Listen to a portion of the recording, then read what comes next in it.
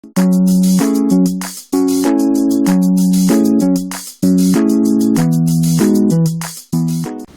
안녕하세요. 지리 이야기 지오스토리의 조현우입니다. 자, 일단 1차 답사 계획을 다 세웠고요. 1차 답사 계획과 관련된 지형이 어떻게 생성되는지에 대해서 설명드리려고 합니다. 오늘 첫 번째로 확인할 경포입니다. 경포는 석포라고 하죠.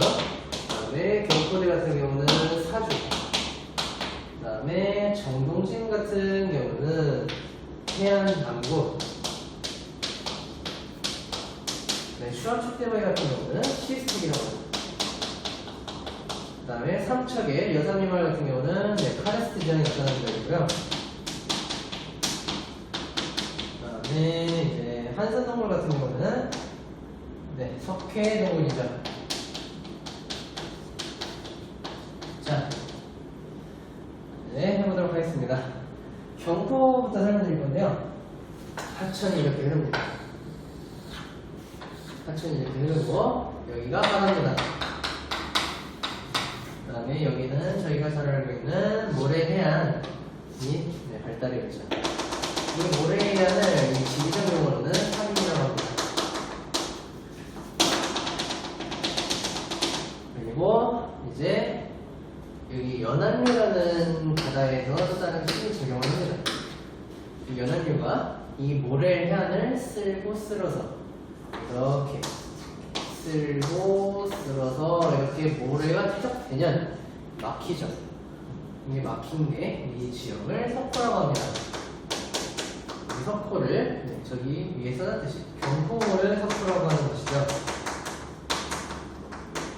그 다음에 이 빨간색으로 이렇게 그렸듯이 이렇게 사주로, 이 사주, 얘를 사주라고 하면 이 석포를 막는 사주를 우리는 저기 위에는 경포대라고 합니다.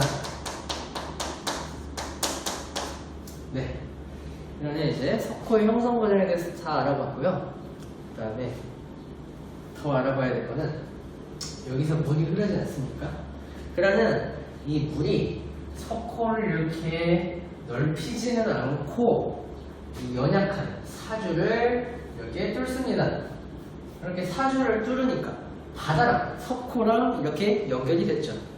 그래서 이 민물과 바다의 염분이 만나서 민물보다는 짜지만 이 바다보다는 덜 짠 석호가 만들어지게 되는 겁니다. 그래서 이 석호 주변에 가보시면 알겠지만 농경지가 없어요. 석호 주변은. 왜냐하면 염분이 있어서 염해 현상이 발생할 수 있기 때문에 주변에 농경지를 만들지 않는 거죠. 자, 그러면 이제 또 하나 더 설명드리자면, 여러분 계곡에 들어가 보신 적 있습니까?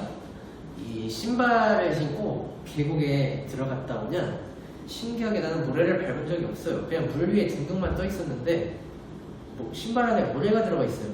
이거 왜냐하면 저희 눈에는 안 보이지만 이 물 속에는 모래들이 이렇게 있습니다.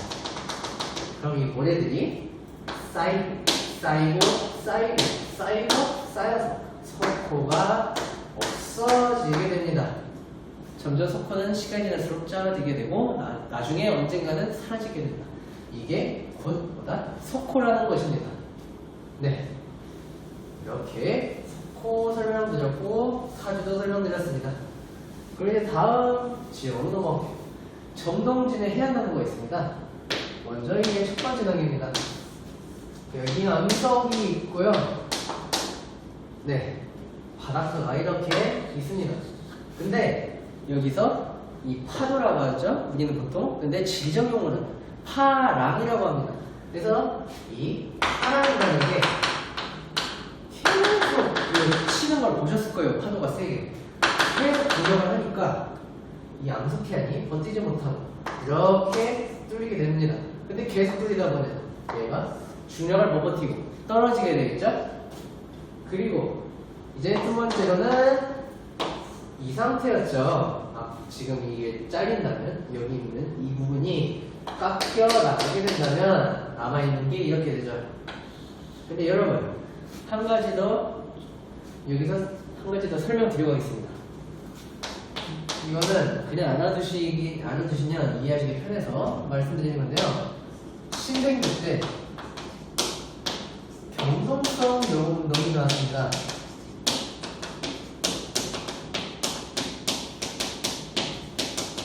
경동성 요구 운동이 일어나는데요. 이게 뭐냐면 이게 대한민국이라고 쳐봅시다. 그리고 여기가 서쪽이고 여기가 동쪽입니다. 근데 경동성 요구 운동은 동쪽이 융기라는 거예요. 그래서 우리나라 지형을 보면 서쪽에는 보통 낮은 산들이 많이 위치하고 동쪽에는 좀 높은 산들이 위치하잖아요. 그게 왜 일어나냐면 경동성 요복 운동 때문에 일어나는 겁니다. 그래서 경동성 요복 운동 때문에 동쪽이 융기한다 했죠? 그럼 융기했으니까 이렇게 올라가는 게 만들어지게 되는 거죠. 그럼 지금 보시다시피 동쪽 지형이 올라갔죠. 그러니까 얘도 올려보도록 하겠습니다. 3번 과정입니다. 얘는 근데 원래 파랑이 여기에 쳤었죠. 이렇게. 근데 지금 얘는 융기를 했으니까 해안선은 가만히 있는데 얘는 융기했으니까 해안선이 여기 있는 거죠. 그래서 해수면이 열려야죠. 그래서 해수면이 계속 이렇게 여기 있으니까 얘 파랑 같은 경우는 또 다시 또 여기를 치기 시작합니다. 그러면 여기서 이 파라 때문에 얘가 깎여서 중력을 못 버티고 얘가 또 쪼개지게 되는 거죠. 그럼 이쪽 부분이 또 다시 사라질 겁니다. 그러면 최종 단계, 네 번째 단계에서는 이렇게 계단 형태가 만들어지게 되고 파랑은 계속 여기를 치고 있겠죠. 이렇게 계단 모양으로 만들어진 지형을 우리는 해안나무라고 부릅니다. 자, 그러면 이렇게 해안나무를 알아봤고요. 해안나무는 보통 정동진에서 볼 수 있으십니다. 자, 그러면 다음은 좀 쉬운 개념일 거예요. 추암초대바위의 시스템입니다.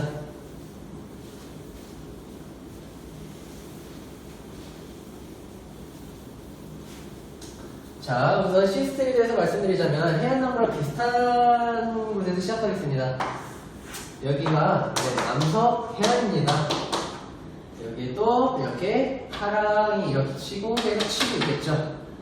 근데 여러분, 암석 중에는 좀 단단한 암석이 있는 반면에 좀 물렁한 암석도 있어요. 그래서 단단한 암석은 좀 강렬한 빨간색으로 그리고 연약한 암석은 부드러운 노란색으로 그리도록 하겠습니다. 자, 우선 이렇게 단단한 암석이 여기 이렇게 위치하고 나머지 부분은 연약한 암석이 있다고 써봅시다. 이렇게 연약한 암석이 위치하고 있어요. 근데 파랑은 계속 치고 있겠죠? 깎아서 깎였어. 또다시 깎이다 보니까 이렇게 되는 거죠. 그럼 다시 또 이 단단한 암석을 칠 거 아닙니까? 근데 제가 입체가 아니어서 못 보여드리겠지만 이렇게 제가 제 몸을 이용해서 보여드리도록 하겠습니다. 자, 여러분, 단단한 암석이 있어요. 제가 이 빨간색 돌이에요. 근데 파랑은 계속 절 치겠죠. 근데 전 단단하니까 물렁한 암석보다는 조금 늦게 깨질 겁니다. 그러다 보면 이제 주변에 물렁한 암석을 뚫을 거고, 이 물렁한 암석을 뚫었으니까 이제 그 뒤쪽에 있는 물렁한 암석까지 깨트리겠죠. 그러면 이 뒤쪽에 있는 암석까지 한번 깎아보도록 하겠습니다. 깎였다. 네, 깎였어요.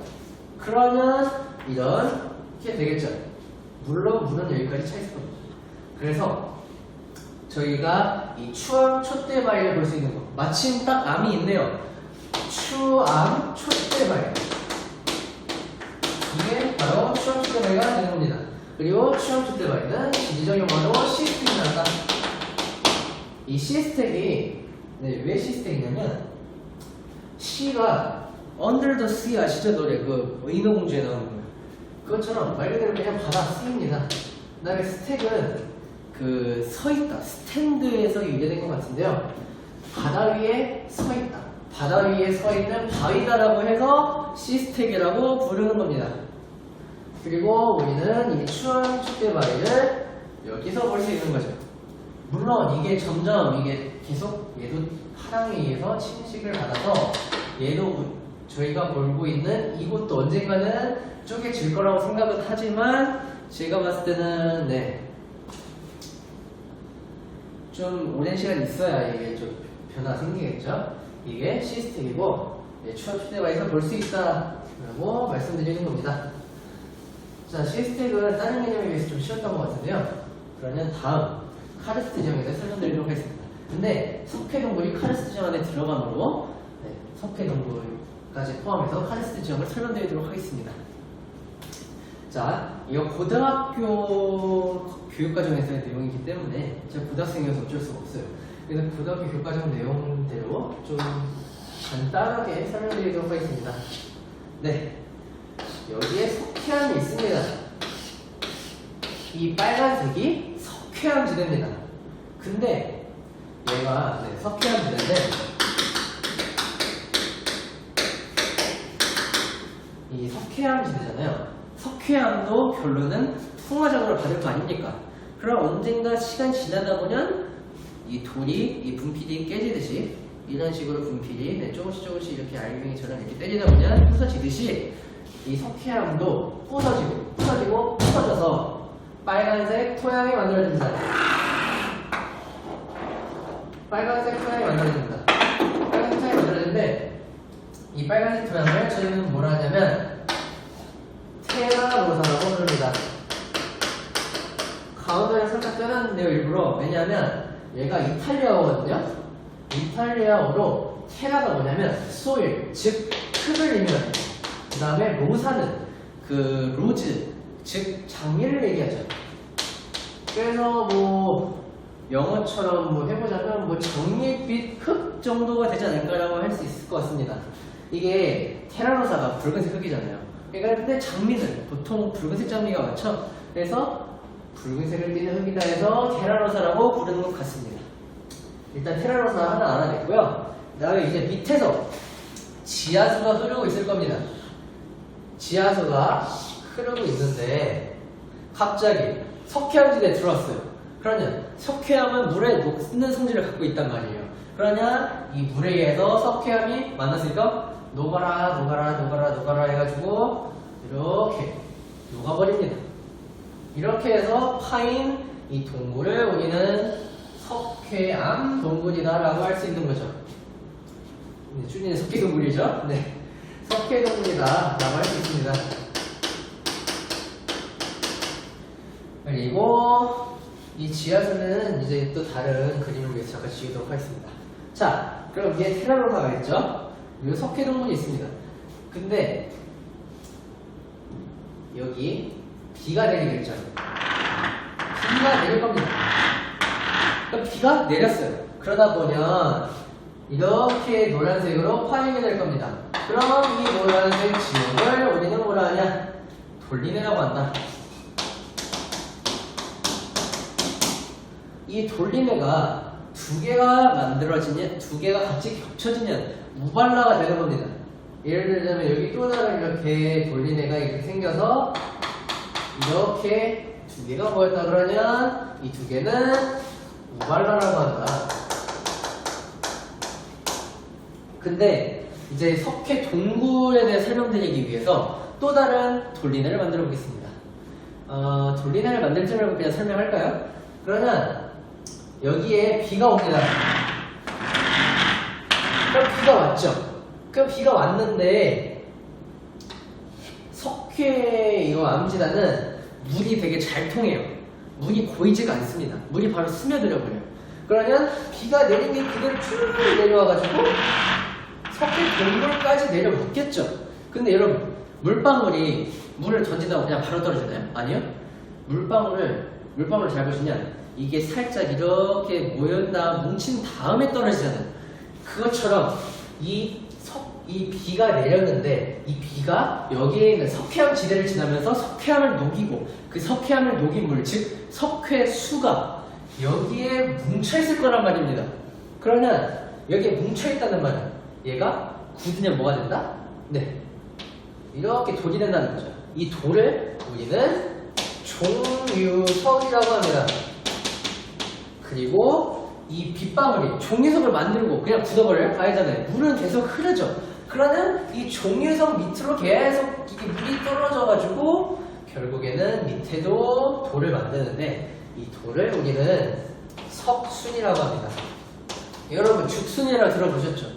그 대나무의 새싹이잖아요. 그것처럼 얘도 돌 석자에다가 새싹 순자를 써서 돌의 새싹이다 해가지고 석순이라고 하는 겁니다. 그러면 여러분 물이 계속 흐를 거 아닙니까? 그러면 종이석도 점점 이렇게 내려올 것이고 그러다 보니 석순도 이렇게 올라와서 결국엔 둘이 종이석과 석순이 만나게 됩니다. 그럼 이렇게 만나는 이거를 우리는 뭐라 하냐? 석주라고 합니다. 아까 경포대에서 사주라고 했는데요. 얘는 모래석자, 그 다음에 이 석주 같은 경우는 돌석자 이렇게 이해를 해주시면 더 쉽지 않을까 싶습니다. 그리고 여기서 참고로 더 말씀드리자면 오늘 제가 2차 답사의 계획에 넣은 건데요. 정동진도 있지만 정서진도 있고 그 다음에 정남진도 있습니다. 그럼 여러분 이 정동진과 정서진, 정남진 이렇게 세 구역을 나누는 기준은 어디 있을까요? 바로 광화문에 있습니다.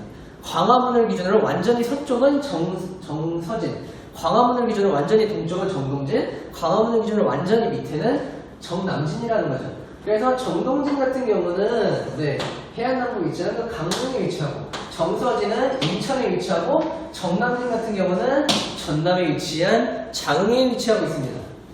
이 정도 알아두시면 될 것 같고요. 오늘 1차 계획 답사에 대한 이론은 여기서 끝내도록 하겠습니다. 감사합니다.